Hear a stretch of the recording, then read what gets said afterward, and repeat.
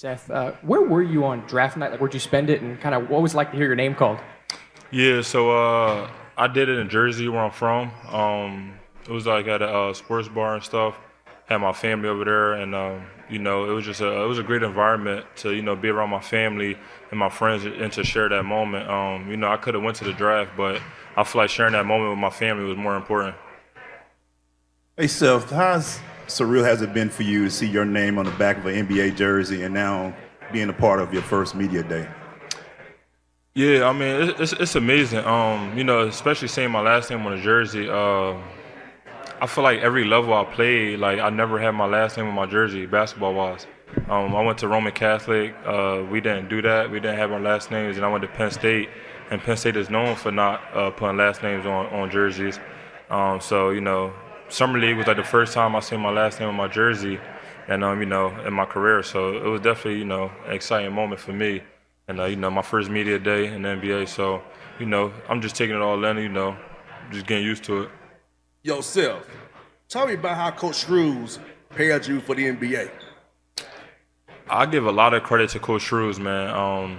The stuff that I learned from him in the past 2 years really helped me a lot. I feel like personally, like being at the combine and everything, when they was just, teaching us the little things before we played our little two games at the combine, everything that they was teaching us, like I knew already, and it was kind of harder for the other, rookies and stuff to pick up on it. But since I've learned it for the last 2 years, it was easy for me, and that they seen that I was a fast learner and stuff like that, and they was telling me that that's gonna help me a lot in my career, be able to pick up on things so fast as a player. Like that's important, that's huge in the NBA. So, coach say something the first time, and you able to pick it up and execute it. That's important, and I do that very well. So I feel like he helped me a lot. All right, Seth.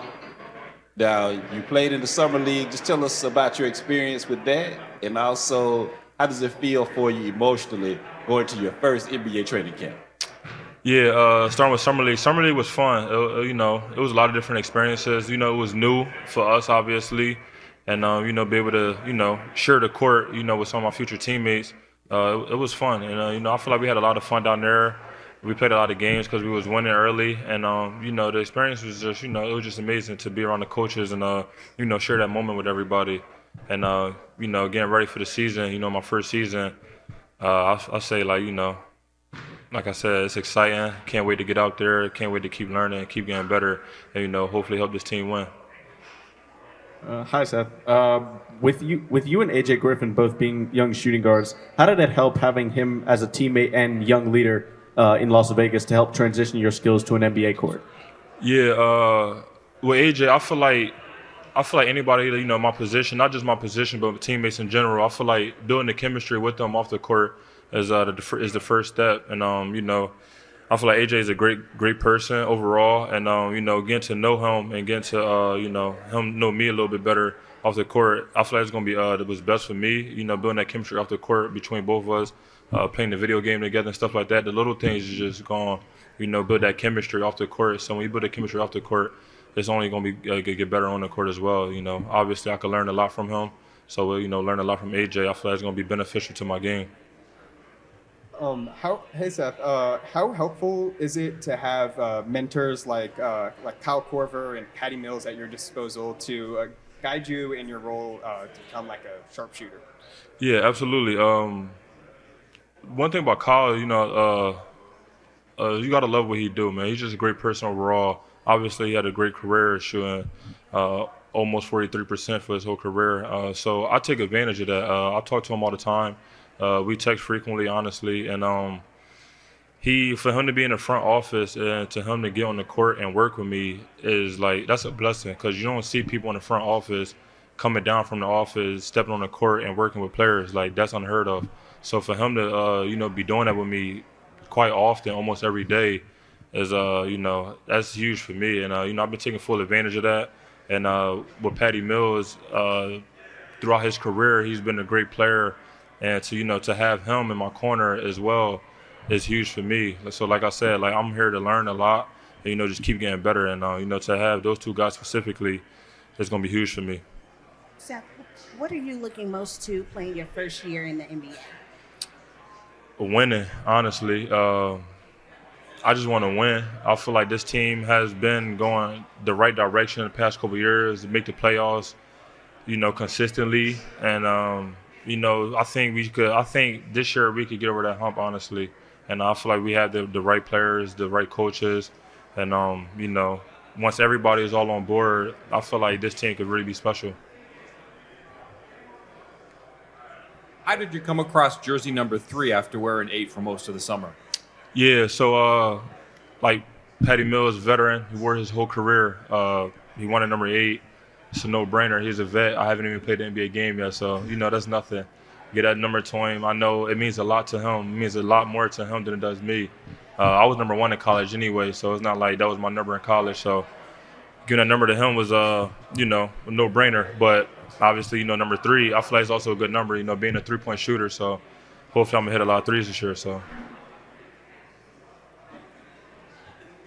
What does your relationship with the other rookies look like so far, and do you feel like you've been able to push each other competition-wise? Absolutely. We always compete. We compete a lot, actually, more than I expected. And my relationship with Kobe is really good. The chemistry just keeps getting better. Obviously, we played against each other in the past. Mo, my guy, man. Me and Mo talk all the time. I feel like we get along very well. And, obviously Miles as well, another player that's a rookie. But, yeah, I feel like my relationship with all 3 of them is, like, really, really good. And, I feel like we just going to – hopefully, this group can stay together for a long time.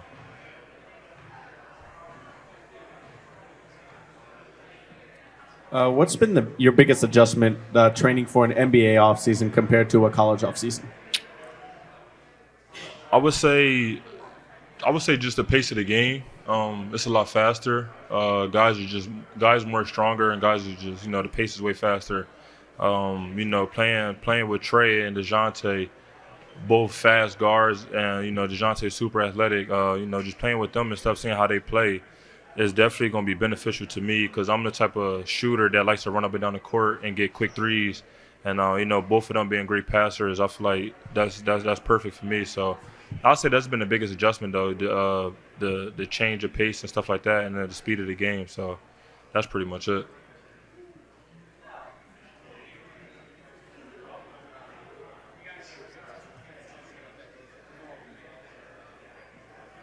In terms of, sorry, I didn't write this rundown, so it's gonna be a bit tricky. But in terms of like coming to Atlanta, what are some things maybe that met your expectations, exceeded your expectations, or were different than your expectations about the city and the culture? I'll say the food is definitely what I expected. It's amazing. Food down here is really good. That was something I was looking forward to, obviously. And like you said culture. I feel like that's huge down here. Culture definitely different down here than up north. So, just adjusting to that a little bit. I feel like people are just way nicer down here, and overall. And I'm not really used to that. People just, say hi, what's up. You don't really get that a lot in the Philadelphia and Jersey area. So, yeah, just adjusting to that, just adjusting to the culture and stuff like that. I feel like it's going to be huge for me as well, too. So it's been good so far, though. It's been great.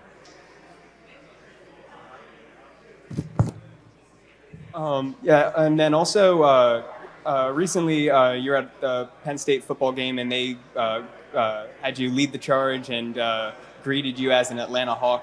What does that mean to be like an Atlanta Hawk, and how did it feel to be greeted like that in front of your school?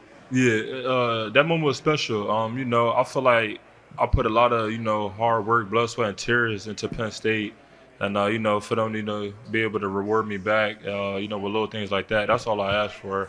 I've never been a guy to ask for much, but, for them to show love to me the way they did and, to give back and stuff like that, I feel like it's huge. And, hopefully I could continue to do that in the future. And, Penn State definitely got a special place in my heart. And for me to be able to represent Atlanta as well, everywhere I go, is definitely special and, something I won't take granted for. Thank you.